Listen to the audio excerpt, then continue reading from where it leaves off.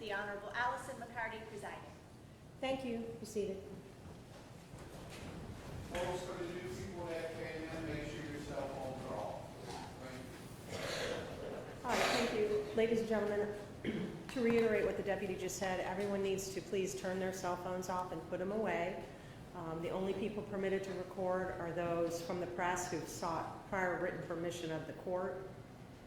Also, this is a court of law, even though I know this is probably a very stressful and maybe very difficult emotionally for some of you. It is important that we remain and have proper decorum here in the courtroom, so anyone that engages in any improper outbursts would be asked to leave.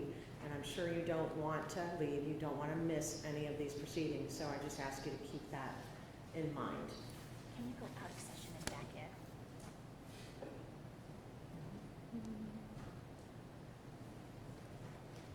All right, do you want me to call a case, or do you have one? I can call the case, Your All Honor. right, go May it ahead. please the court, this is case number 2021-05-1791, 2022-06-2188, 2023-02-5-0563, and finally 2023-03-0749. State of Ohio versus Kahlyl Powe. Mr. Powe is present today in the court along with his attorneys Ed Smith and John Alexander.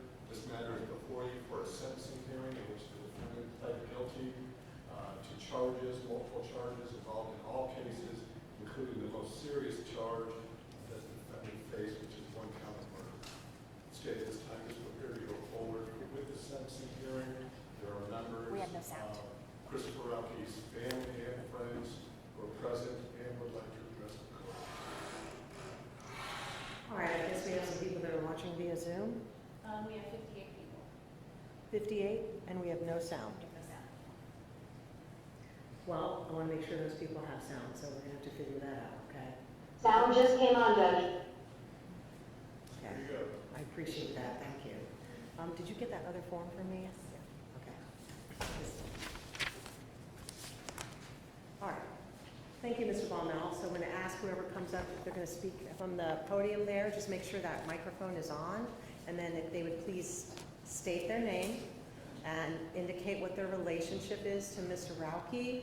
And keep in mind, if you are reading something, there is a court reporter who's taking it down, and sometimes people, when they read really fast. So just remember to pace yourself, not read too quickly, so she can take it down, okay? All right, thank you. Thank you, Your Honor. We're going to have a childhood friend of Mr. Roukey, Chad, speak first. He is over Zoom. Okay. All right, go ahead, sir. To remain here during this session, or do you want to speak?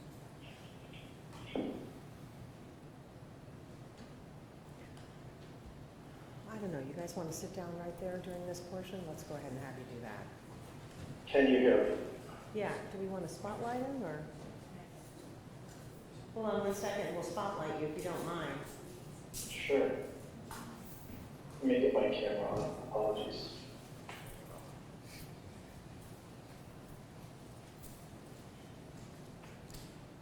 Chad, make sure you state your first name and spell your last name.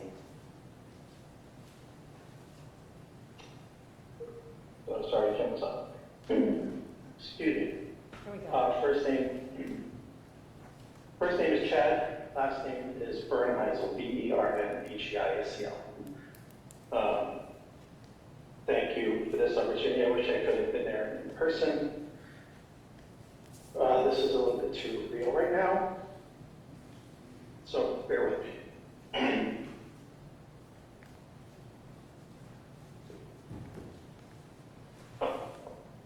This isn't something you prepared for. It's okay, just take a breath, it's all right.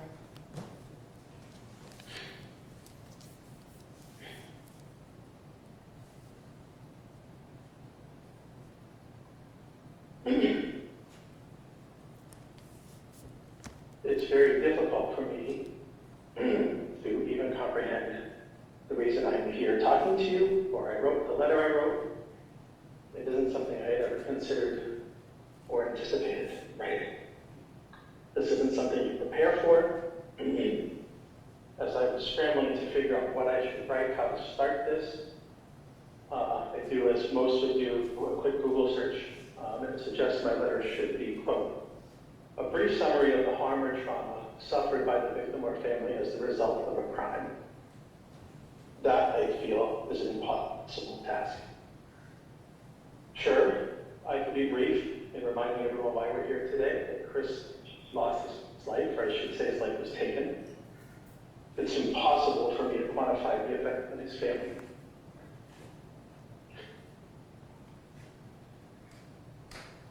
Who Chris loved deeply and was extremely proud of. I don't know what degree of trauma you assign a child who didn't have their father. Prom, graduation, birthdays, holidays, the list is endless. Is it traumatic to not be able to celebrate with your dad when a shared dream of attending college and playing a college sport is realized? Or what about the future that Chris and Rachel had planned as the kids moved into adulthood? I feel like these are rhetorical questions because it is immeasurable. I would bet any better at quantifying my own trauma. I would like to sit here and share stories about Chris, how wonderful he was, how much I loved him, about meeting him at the age of 12, becoming fast friends, about sleepovers and baseball trips and Pearl Jam shows and being each other's best man at our weddings, spending time and getting to know and love extended family and raising our kids even from a distance.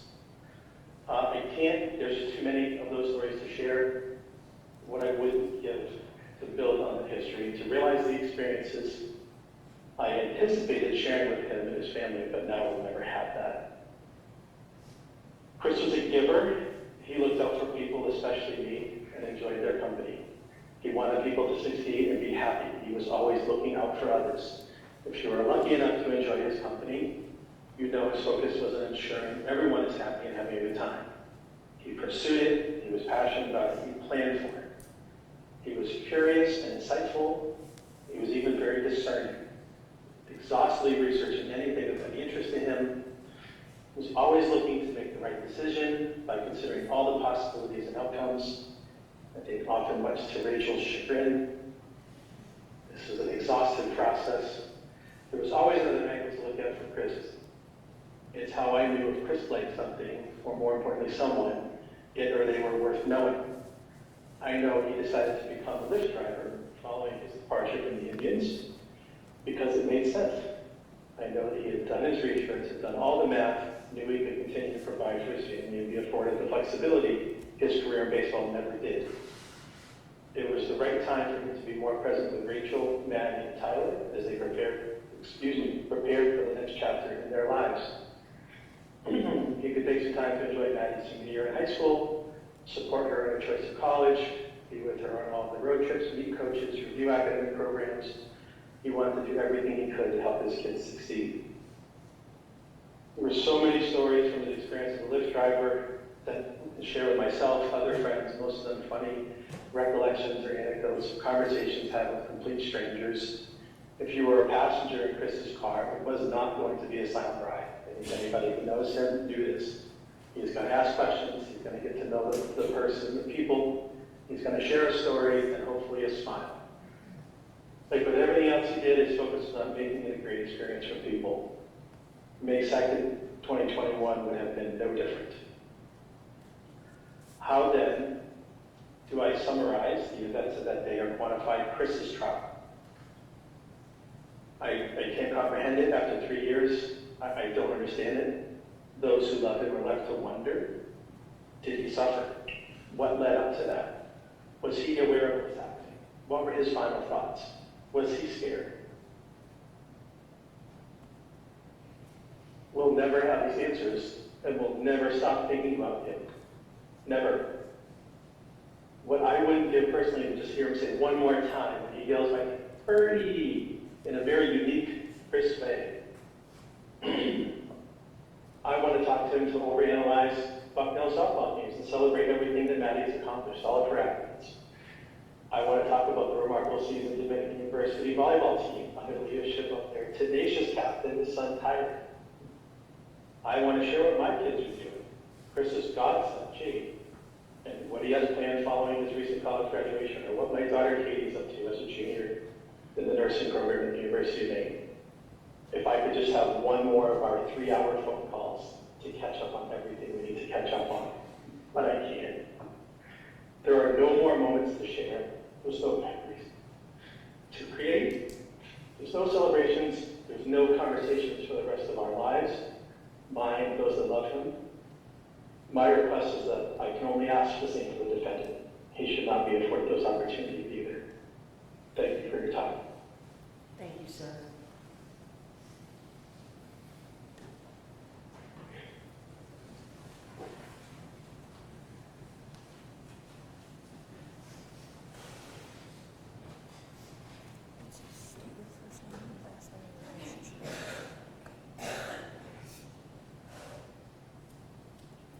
My name is Kahlyl Fernandez. That's F as in Frank, E-R-N-A-N-D-E-Z. This is my husband, Ron. We are Chris's next door neighbors, but most of all, very, very close friends, best friends. As Chad said, it's very hard to prepare for something like this. You can't. But I had to write something down, otherwise I would not be able to get through this. So I'm reading off of my phone.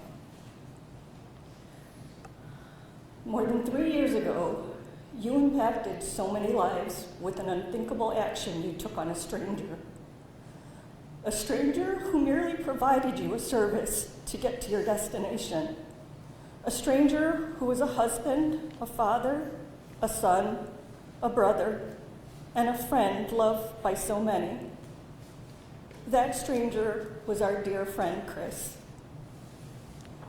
No matter what your background is, or whatever environment you have to struggle through, I have always believed there is good in everyone. But on that second day of May, 3 years ago, you made me doubt that belief when you took Chris's life. Only you know the exact events that occurred that day, when you made a decision that would change hundreds of lives forever. When I say hundreds, I mean literally. To know Chris was to love him. He enjoyed life to the fullest, especially spending time with his family and friends. He was the life of the party, so much fun and always made us laugh.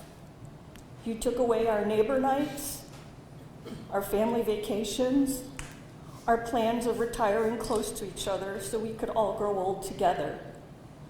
You took all of that away from us. Now all we have left of him are our memories, the memories that we will cherish for the rest of our lives. You took a piece of our hearts with what you've done, but we won't allow you to take our memories of Chris. I hope you get the deserving punishment you receive and think about the horrible actions you've done while incarcerated. I hope one day you realize the trauma and hurt you caused so many people in and outside of this room. We will not allow you to take anything more from us that you already have. It's because of our memories of Chris and everything he stood for that we believe there is still good in people. As a person of Christian faith, we are taught to forgive those that have done us wrong. Honestly, in your case, I don't know how I can, but that's something I'll have to work on. You didn't just take away our neighbor and best friend, you took away a person this world could use more of. Thank you. Thank you.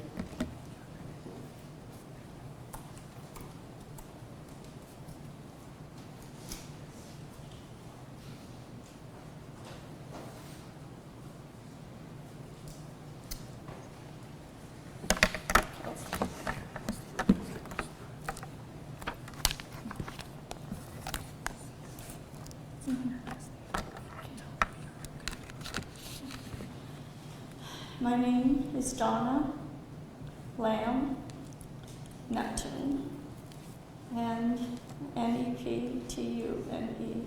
I am Kristopher's mom.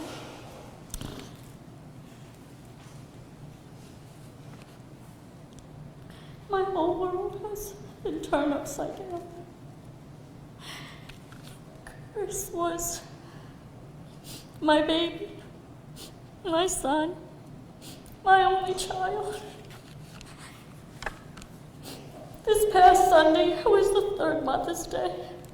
I haven't got his call. Happy Mother's Day, Mom. I have not heard my son's name mentioned in this courtroom in 3 years, so I want to say it out loud. Kristopher Roukey. I have tried to put on paper words to describe Chris, but none seem good enough. The word that keeps coming to mind is perfect. Chris was a perfect baby, a perfect little boy, a perfect teenager. Chris grew up across the street from the South Portland, Maine Boys and Girls Club. He was a permanent fixture there. Basketball, foosball, pool. It was hard just to get him to come home for meals. He always played fair and had so much respect for all people he encountered. Kristopher's love for baseball started very young. He played throughout his school years, and his teammates were still his close friends and stayed in touch, right up until he was violently murdered in cold blood. 3 years ago, on May 2nd, at 5:00 p.m. Chris graduated high school and went to Springfield College, where he majored in sports management. Upon graduating college, he got his first job in his hometown with the Portland Sea Dogs, a minor league team for the best Boston Red Sox. Chris used to say there's nothing he loved more than going to work at a baseball park. 1 year with the Sea Dogs, and then he was off to Oklahoma, where he spent a year with the Tulsa Drillers. It was here he received a call from a new team that would be starting up in Ohio, the Akron Heroes, now the Rubber Duckies. This is where he met his wife, Rachel. I knew then Ohio would be his permanent residence. He became part of a wonderful family, the Blankenships. I was happy because they treated and loved him like their very own from the very beginning. After 5 years and 2 children later, Chris went to work for the Cleveland Indians.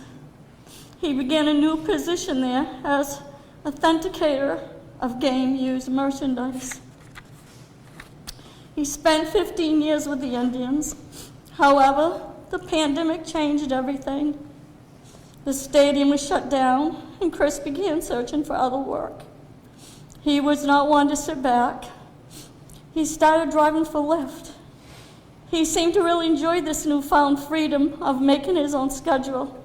You see, he had been coaching his little girl since she was 8 years old as a softball pitcher. He was a big part of her high school team, and now he was able to attend all of her games. I worried excessively while Chris was driving for Lyft. I was aware of the danger on the streets. I remember Chris called me one night to say, "Mom, I think I saved someone's life today." I said, "What do you mean?" He said, "I picked up an elderly lady who was contemplating suicide. He got her talking and laughing. And when she got out of his car, she asked if she could give him a hug and thanked him." My love for Chris is unmeasurable. The emptiness I feel can never be filled. The joy I once knew is gone. I miss the person I once was, Kristopher's mom. There are no words I can describe the grief of losing a child. It is a never-ending nightmare. Even worse, it is the painful thoughts of your child being murdered so violently Chris was strapped in his seatbelt and couldn't escape. This cold-blooded killer fired multiple shots, 3 of which hit my son. This vision is in my mind morning, noon, and night. 3 years of counseling, medication has not stopped the painful thoughts. I think of his last half hour of his life and how he knew he was dying. And I could not be there to help him. Chris missed so much these last 3 years. His daughter's prom night, her graduation, his son's newfound love of volleyball, his son's graduation, his daughter's first day on the pitcher's mound at Buchtel College. Maddie believes the monarch butterfly is her sign that Dad is with her. Before she threw her first pitch, a monarch butterfly flew right in front of her. So I guess Dad did see her. Her dream was to watch her play Division I softball at college. Chris called me the night before he was murdered. He told me what a wonderful day the family had. Maddie had a doubleheader and how many strikes she had thrown. They were tired, and even though they were asked to go out to dinner with neighbors, they decided to just stay in and order pizza for the evening.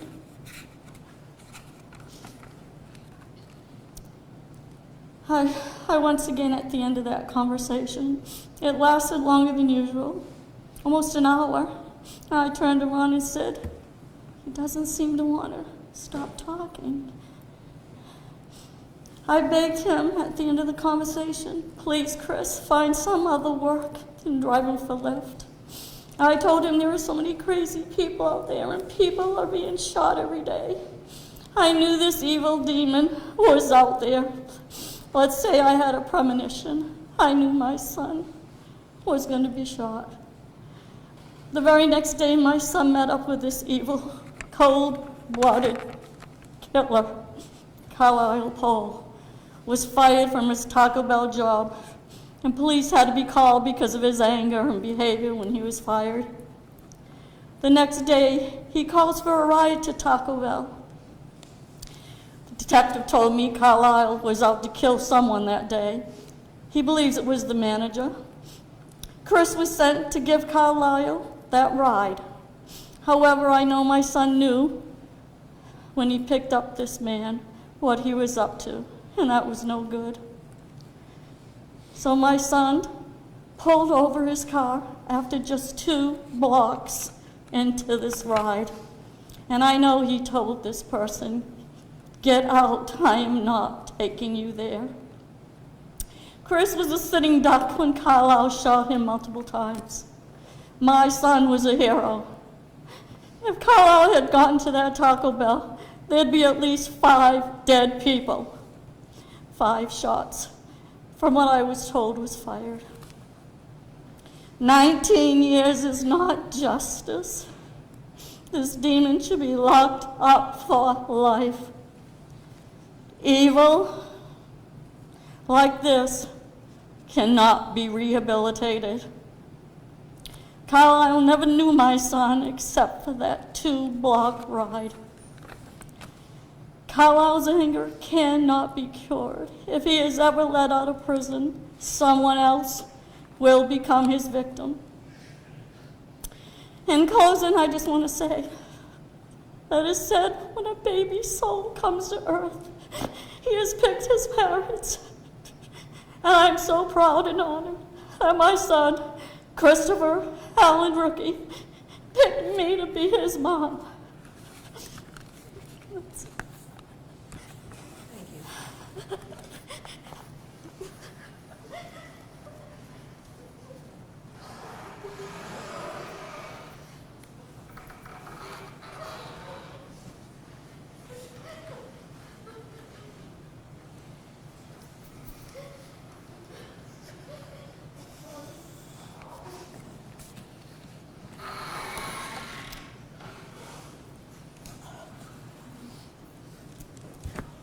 Thank you. Thank you. My name's Rachel Roukey. I'm Chris's wife, now widow. This is my daughter, Madison Roukey. Last name is Roukey. I'm the widow of Kristopher Roukey, who was murdered on May 2nd, 2021. Since that date, life has been an actual hell. Right now, Chris and I should be celebrating our 23rd year of marriage and enjoying life with our 2 beautiful children. Instead, my family and friends and I are here in this courtroom grieving and seeking justice for Chris. We all continue to struggle with the trauma of losing him, trying to make some sort of sense of life without Chris, and to honor his memory by persevering through one day at a time. I'll never be the same person that I was when he was by my side. My family will never be whole again. As I was driving home from work on Tuesday, I was thinking about the concept of insanity. The insane fact that my husband is gone forever, and nobody will ever get to hear his amazing laugh or get a giant hug from him. The insane fact that so many people, so many of his favorite people, are here in this room and on Zoom right now, making statements about how his murder has affected their lives. Listening to loved ones attempt to tell stories about what a great person Chris is, just so that the judge and the defense team will let justice be served. I have the opportunity today to present a victim impact statement to the court on how the murder of my husband has affected my life. And the other day, I had an actual conversation with my kids to write a letter about how their life has been dramatically altered since their dad's been killed. That's fucking insane. We all know how they're doing. They're doing terrible. Their dad is gone. It's been 3 years and 14 days since he was taken from us. And it will be the rest of my life without him. Within 7 days of losing their dad, Madison stepped back onto the softball field and Tyler walked onto the volleyball court, and they continued to work hard and diligently compete, just as their dad had taught them. Chris will never get to see either of them compete at the collegiate level, and that is something he would be so incredibly proud of. Madison graduated from high school 32 days after losing her dad, and she left for college 107 days after she lost her dad. She's continued to excel academically and athletically, making sure her time in college is not without purpose, knowing she has a special angel watching over her every time she steps onto the mound. At the time of the incident, Tyler had just started playing volleyball for the high school team and would show up to the games and watch from the stands, studying the sport and watching Tyler improve every day.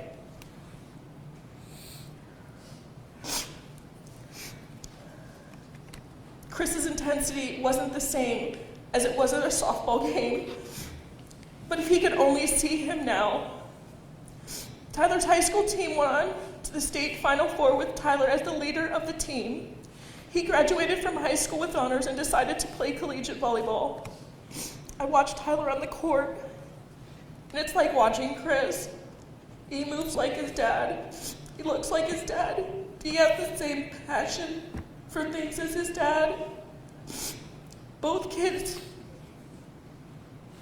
made the choice to persevere through this horrifying, traumatic event, using their respective sports as a catalyst to cope and stay occupied, just as their dad would have wanted them to. Obviously, I could go on and on about the things that he's already missed and the future activities that he will miss out on. It makes me sick. May 2nd, 2021 started out like any other Sunday.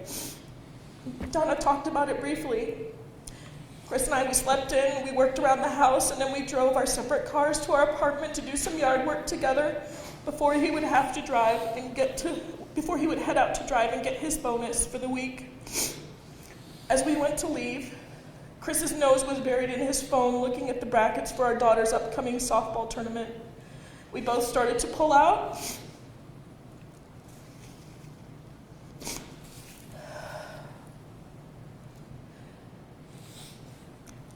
And he called me over to take his mowing clothes so they didn't clutter up his vehicle. We exchanged a quick kiss and I love yous, and he left. He was headed to work, just like every one of us do every day.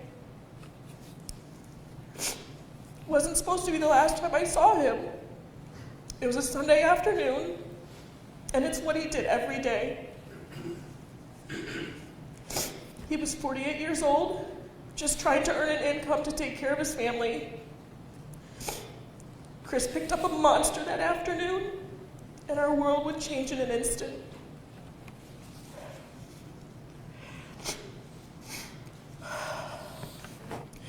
I want to believe that people are innately good, kind, appreciative. Chris also believed this. He never ever lived in fear or demanded that people do the right thing.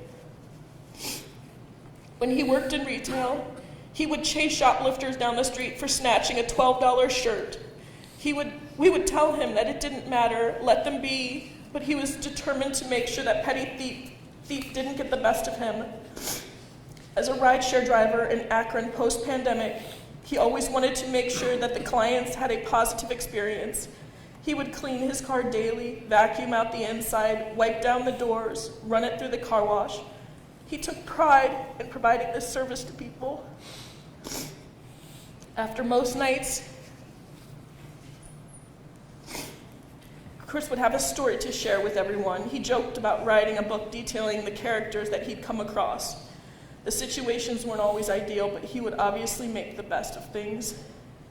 He would say, "Rachel, you know, I saved a woman's life tonight. She was thinking about hurting herself, and I picked her up and made a difference. I'm a counselor." He loved driving.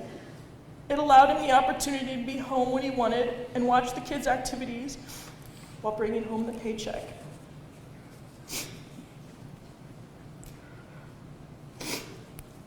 I miss him terribly. Everyone that knew him misses him terribly. He was funny, outgoing, lovable person that was always making sure everyone around him was doing okay. He was a fixer of people, and again, that's why I think he enjoyed driving. He could connect with a person for however long their ride was, talk with them, offer advice to them, and then move on to the next ride. And on this particular Sunday, he earned another accolade, the title of hero. I'm certain that he figured out that something terrible was going to happen if he dropped the defendant off at his destination, and Chris was not going to be part of delivering this monster to do harm to others. It absolutely disgusts me that the defendant was the last person to have a conversation with my husband. It makes me sick to think that his voice was the last voice that Chris heard. I've spent entirely too much time allowing the defendant to occupy my mind and determine my family's fate. I truly do not care if the defendant is sorry or remorseful. I will never forgive what he's done to my husband, how he's broke my family, how he took away my best friend. I have so much healing to do because of him. Our children have so much healing to do. Everyone that loved him has to figure out the nonsense of his actions. Mr. Powe, I refuse to allow you to control anything else in my life anymore. For 3 years, I've sat in silence on the other side of the Zoom link, listening to your pathetic excuses, stall tactics, denials, month after month, with no accountability. The incessant claims of not being competent enough to stand trial, but competent enough to defend yourself, that's absolutely absurd.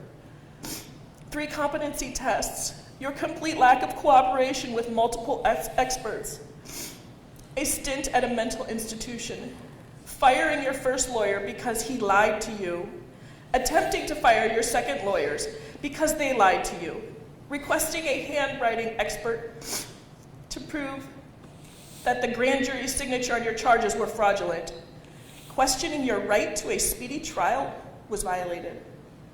Delay, delay, delay. And then one day, exactly 3 years to the day that you were arrested, you decide your fate is inevitable and you change your plea just like that. Selfish, manipulative, calculated, guilty. Your actions are absolutely fucking insane. But that doesn't matter that you are not, but that doesn't mean that you're not accountable for them. I hope you are afraid. Afraid of going to prison and afraid of what your pathetic future holds. I hope that you are miserable. I hope that you are lonely and tormented every day. Prison is exactly where you need to be. I am thankful you will never get to experience the love and support that I was able to experience with Chris. I am thankful that you will never get to experience the pride and bond of our amazing children. Do I consider this sentence justice for Chris? Absolutely not. But it's as good as the system can offer us. I promise I will be there to fight for you to stay incarcerated. I promise I will fight to see you remain in prison. If you even make it to a parole hearing, I promise I will be there to do it all over again. Thank you, Judge. Thank you, Mrs.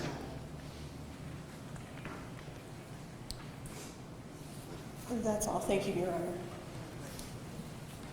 Mr. Bonnell, please.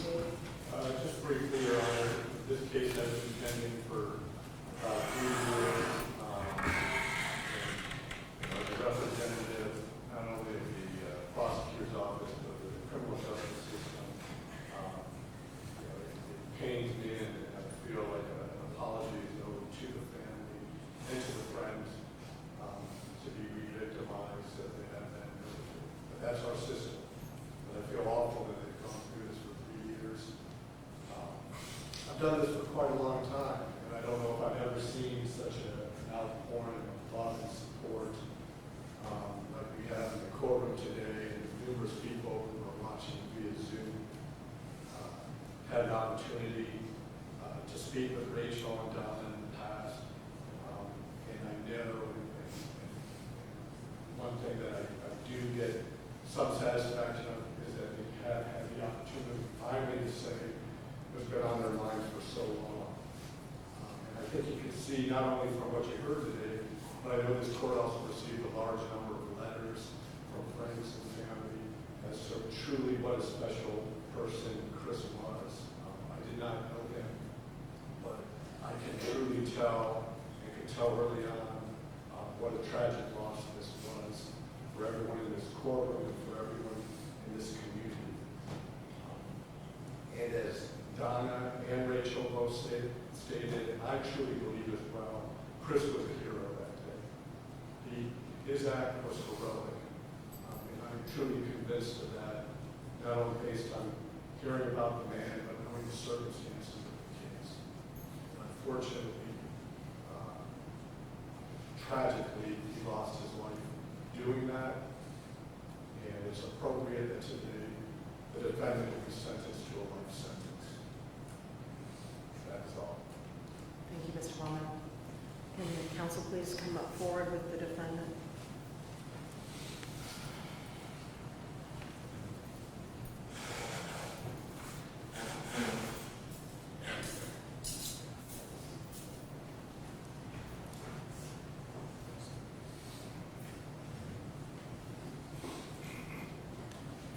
Powe, is there something you wanted to say? Your Honor, before you issue the Okay, statement, go I'd ahead. just like to say, the prosecutor is correct in one thing. I think those folks who spoke did an incredible job of explaining and demonstrating their love for their loved one and what they miss and how it affects them. And Mr. Powe has shown some responsibility and remorse by trying to resolve this matter by entering the case. With that, he would like to have something to say. Thank you. Go ahead. First and foremost, I would like to show my sympathy to the family of the victim. Because of my adolescent behavior and immaturity, my actions cause a lot of people great pains, to feel broken-hearted, and to be very unhappy. Because of my actions, I come to realize that in actuality, not only did losing someone important cause dozens of people to feel anguish and grief or sorrowful, but I caused myself to be greatly harmed. And because of my poor choices, I am left to be serving time as for my comeuppance and or punishment. May 2nd, 2021 was a felicitous and somberness day to remember of the loss of someone who should still be here living with us and his family. I'm truly sorry to those I have and or may have caused affliction to. And I want to own up and acknowledge that what I did is intolerable and should be looked upon as deplorable behavior. And I say it again, I am truly apologetic of this matter and am compunctious and very regretful for what I caused upon many people. Your Honor, I would want to infiltrate and ask of you to show mercy upon me and to take in consideration my apology and sympathy to whom I owe it to. And I ask that you are to be forbearing on my sentencing. Thank you. Thank you, Mr. Powe. Is there anything else either one of you wants to say? I guess I have a couple of requests too. Okay, go After ahead. the sentencing. I did review them with you. Okay. Anything else, Mr. Alexander? Your Honor, obviously this is a very tragic situation all around. I am just thankful that we were able to resolve this without going to trial. And I'm thankful that Mr. Powe has accepted responsibility in this and avoided trial. We'd ask that you go along with our agreement. Okay, so there's some housekeeping things I want to get out of the way. One of the first is that based on the nature of the offense that you pled guilty to, the court does designate you a violent offender subject to registration. And there's a form that we have to give you a copy of. Did you already put it up there?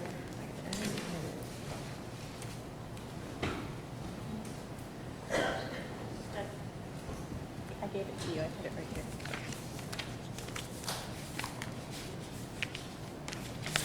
This one, which maybe it's here.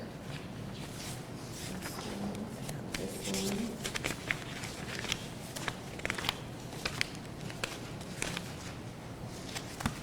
You signed it.